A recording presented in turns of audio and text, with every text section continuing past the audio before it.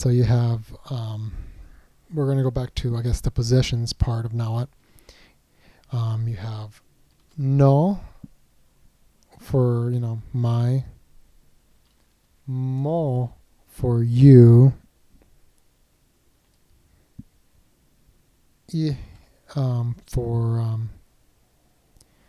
you guys as a group, to for ours, namo for you guys.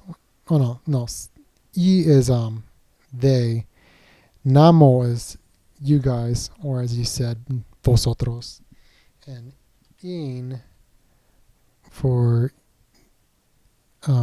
they. No, I remember. E is he, she.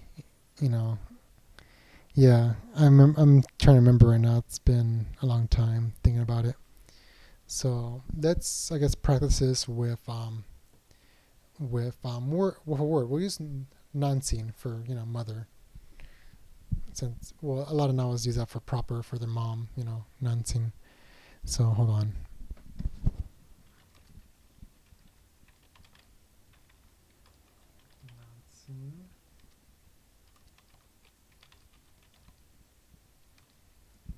No nancing.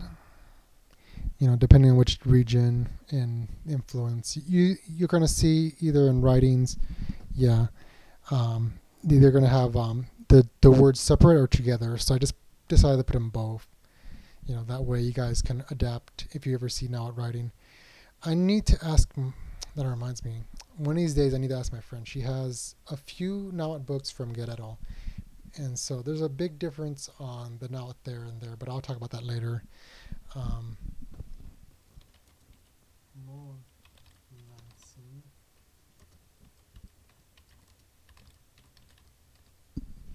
Monancing for your mother.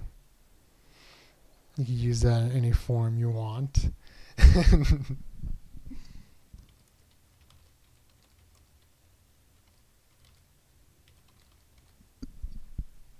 Inancing for he, she, it, its mother, either or.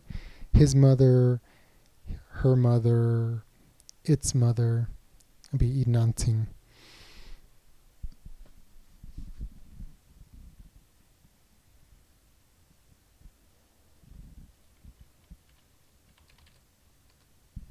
Nana.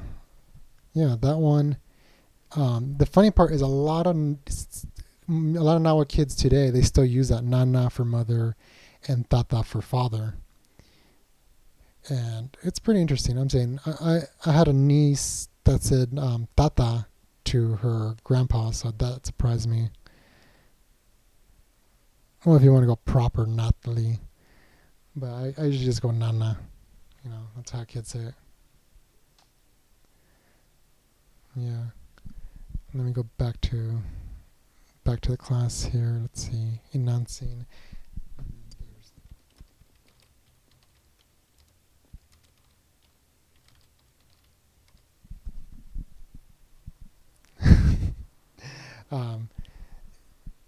Tonancing or tonancing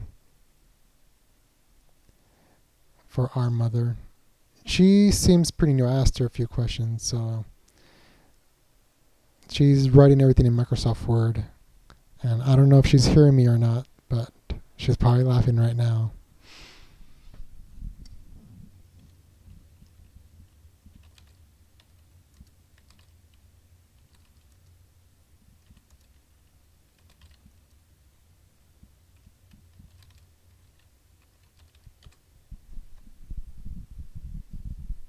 Namonancing, which is you guys' mother, vosotros, if you want to say vosotros madre. It's always hard to describe that in English. And then you have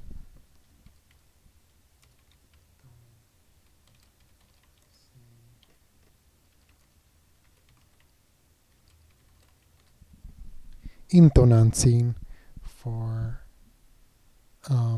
their mother, they as a group. Mother. What's a weird username?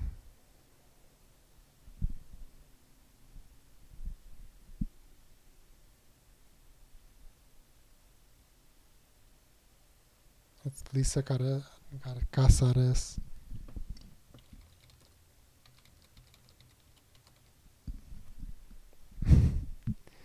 So you have that. I think that's going to be either Yao Quatli or what's his name? Quatzitli, the guys that come entering. No, you could keep your name like that. Inkali, that Lee in the end drops out and possess, trying to possess Kali.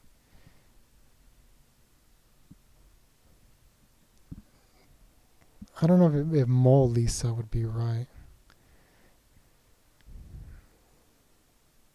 It would be, Nehanias or Ni Lisa if she's talking about herself. Okay. Let's see.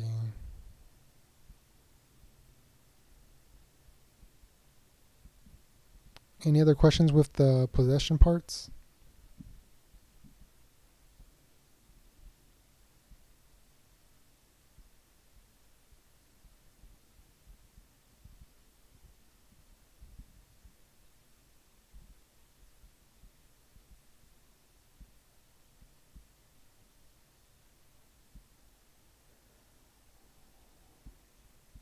I think it's fine to have your username on there. Look at my name. It's right there.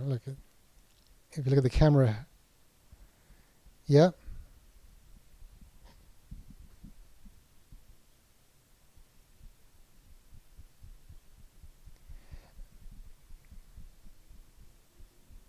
The whole reason why there's no division with he and she, I think I think that's more of a human thing.